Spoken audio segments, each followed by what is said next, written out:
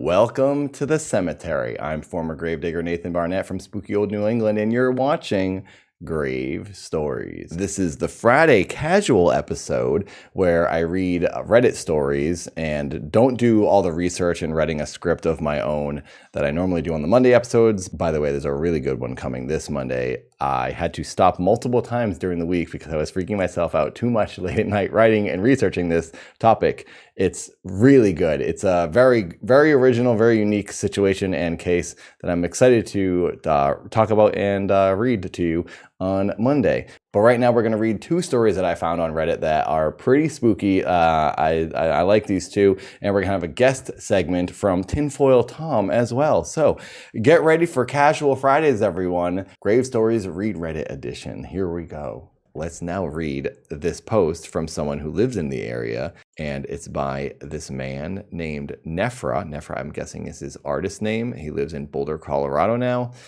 Seems like he makes music. I found his SoundCloud, and this is an image of him, and this is his story. Okay, so side note, the Bell Witch haunting apparently is a real thing. They made a movie about it, and this is what this description says. The Bell Witch haunting is a powerful supernatural historic thriller based on terrifying actual events that took place in Robertson County, Tennessee from 1817 to 1821, in which a spirit tormented John Bell and his family, leaving him in a terrifying fight against the vengeful ghost to save his children and his own life.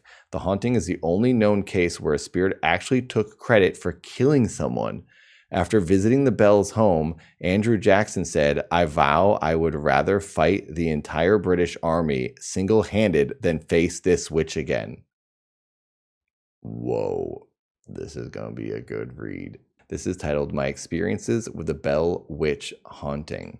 I lived in Adams, Tennessee, growing up from about ages 14 to 18, 2004 to 2008. A couple of weeks after my family and I moved there, something unexpected happened. I was mowing on my dad's tractor with a big 8-foot wide back-end mower.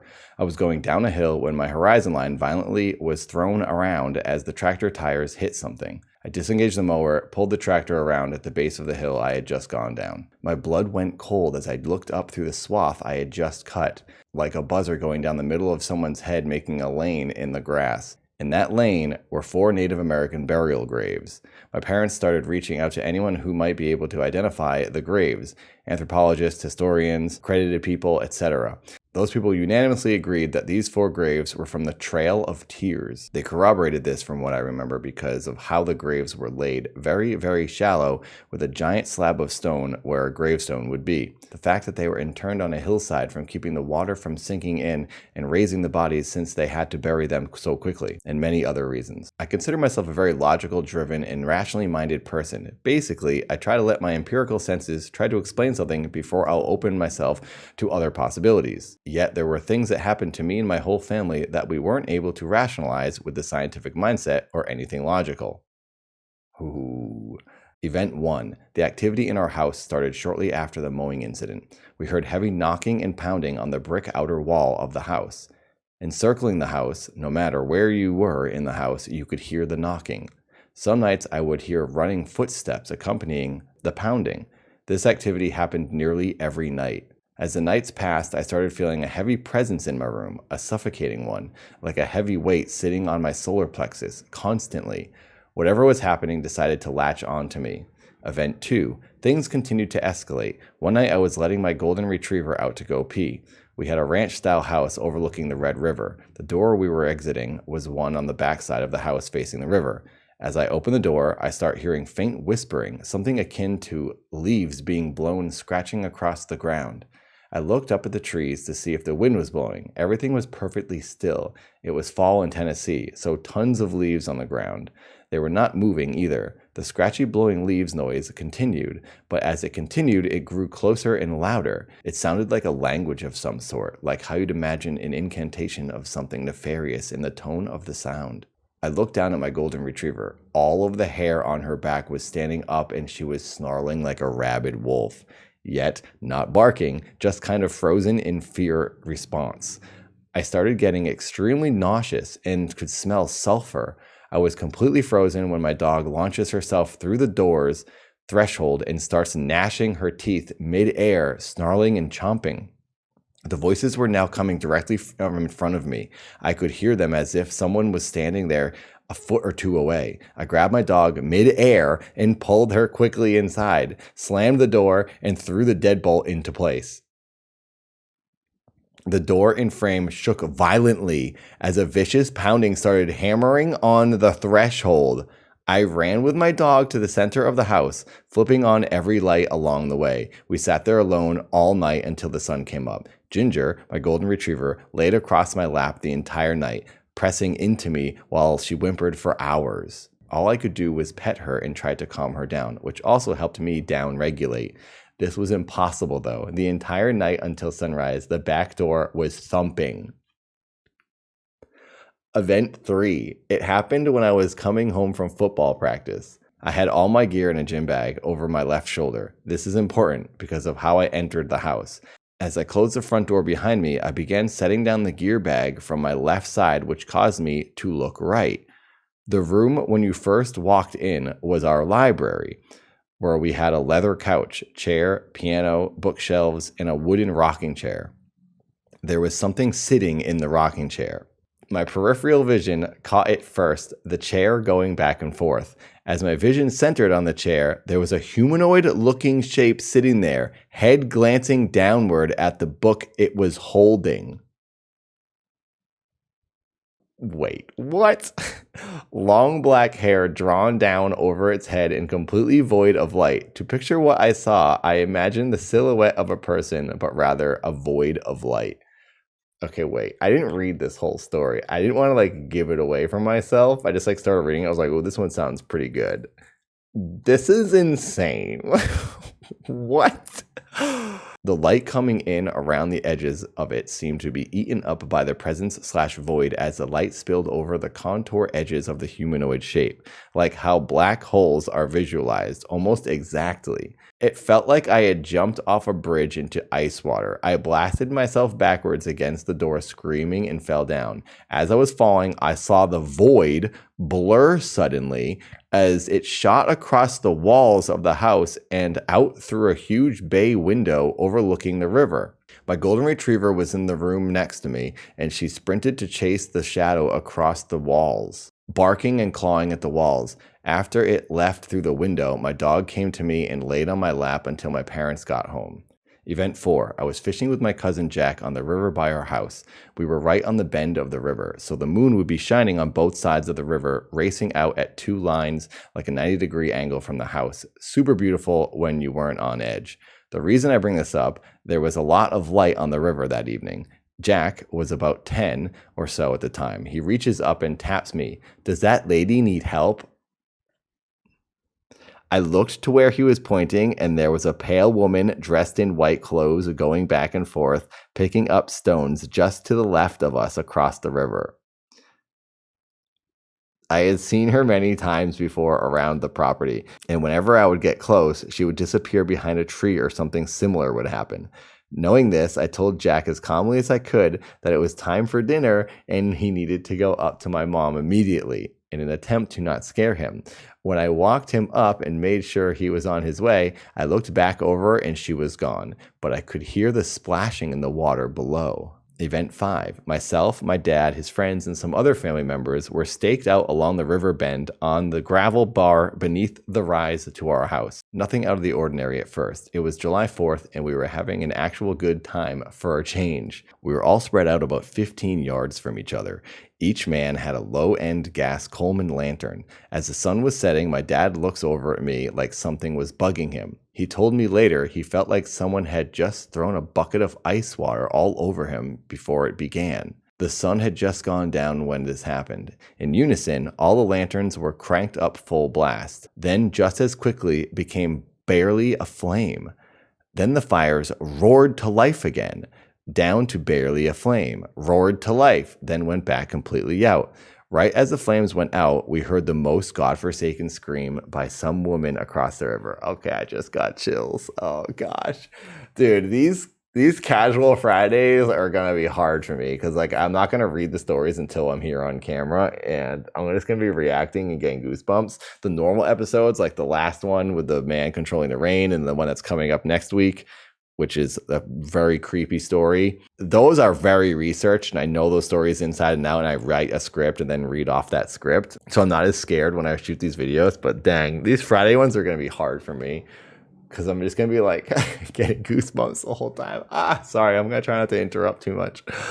Oh boy, here we go. Whatever it was kept on screaming despite our best attempts to call out to help. As her scream reached a crescendo, it sounded like what I could only imagine a person's throat being cut interpreted her scream. The sound of a dead weight fall of a human body tumbled down the hillside across from us and splashed violently into the water.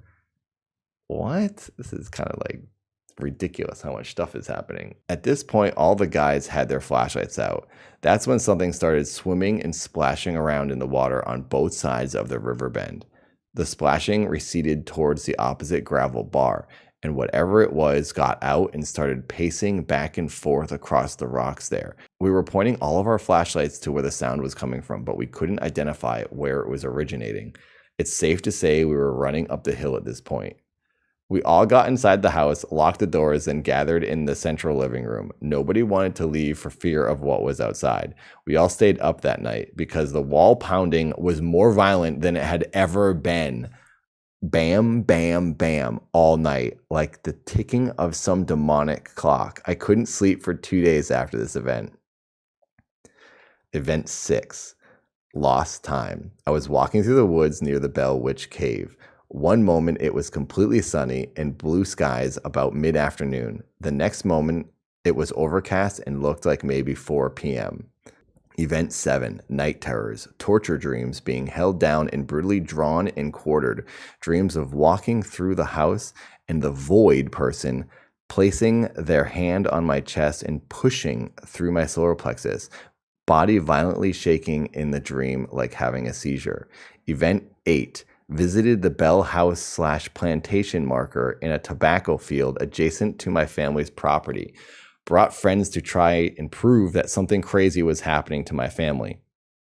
The rite of passage in the area is to go to the stone marker where the paranormal events happened hundreds of years ago, and then dance on the stone saying, "I don't believe in the Bell Witch." I got them to promise that they wouldn't do that while we went. Of course, the moment we get there, one guy who doubted the legends in a massive way jumps up onto the stone marker and starts screaming, "I don't believe in the Bell Witch," as loud as he could.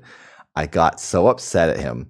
I'm the only one that knows the way back. So I said, "Come on, guys, we're leaving." In this area, it's known as the Tennessee River Valley. So there's tons of flowing ice water, etc. around these tobacco fields. The reason this is important is because of what happened next. I can't handle this. We're making good time walking back across the crop field, hundreds of yards long. A mist starts rolling in from the river bends and begins to saturate the field. The temperature drops easily 25 degrees or so, and we start seeing our breath. I begin to smell sulfur in the breeze. As the mist became a fog, it began.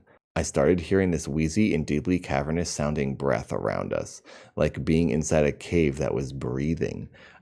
Out of nowhere, we started hearing these giant blasting sounds, and I realized something was walking on the chopped tobacco stalks. Side note, when they harvest tobacco, they use a machete and cut down at 45-degree angle, leaving about 3.5 feet of brittle stalk poking out of the ground. When you step on the stalks, they disintegrate in a very loud way as they burst apart. This starts happening all around us like an army of native spirits running around as if we were in a bandwagon battle. The blasts were coming from every single direction in the fog. Hey, a new subscriber. That's when I hear it.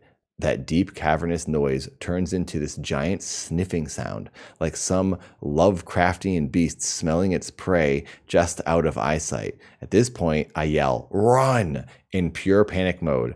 We take off across the field, trying not to trip and be skewered on the stalks. They dry out and get really sharp when they harvest them. Also, Robertson County is the world's largest producer of tobacco per square mile, so these fields are everywhere. Fun fact. As we are exiting the field and our feet hit the gravel road, the lower center part of my back suddenly explodes in agony.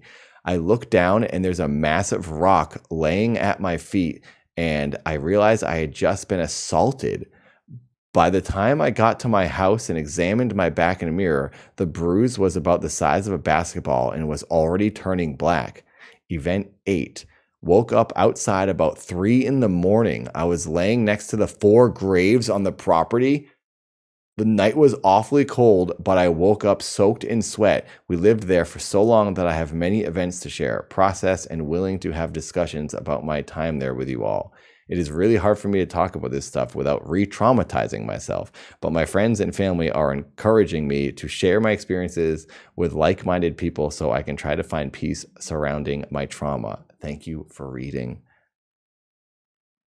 Wow.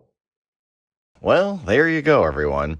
I don't quite know how I feel about these Reddit ones because you can't quite fact check them. And this one, for example, had so many events and so many crazy, wild things happen in it. It tends to make you go, is this real? But the other episodes I do from on Mondays, which are definitely real cases with real people, locations, dates, times, interviews, those are more intriguing to me. So let me know what you think. Should I keep doing these more fun, casual Friday ones just to have some more grave stories up? Where I just kind of read some of the more believable-ish cases and stories on Reddit? Or should I just stick to the researched ones? Maybe just do one episode a week. Let me know. Please let me know. If you're interested in these, I will keep doing them. Thanks for watching. Please subscribe if you haven't. I'm so close to 500,000 subscribers, and it's been 16 years. Can't wait to get there. Please like and subscribe. Do all the nonsense. It really does help out if you do these things. Thank you for watching, and I'll see you next time.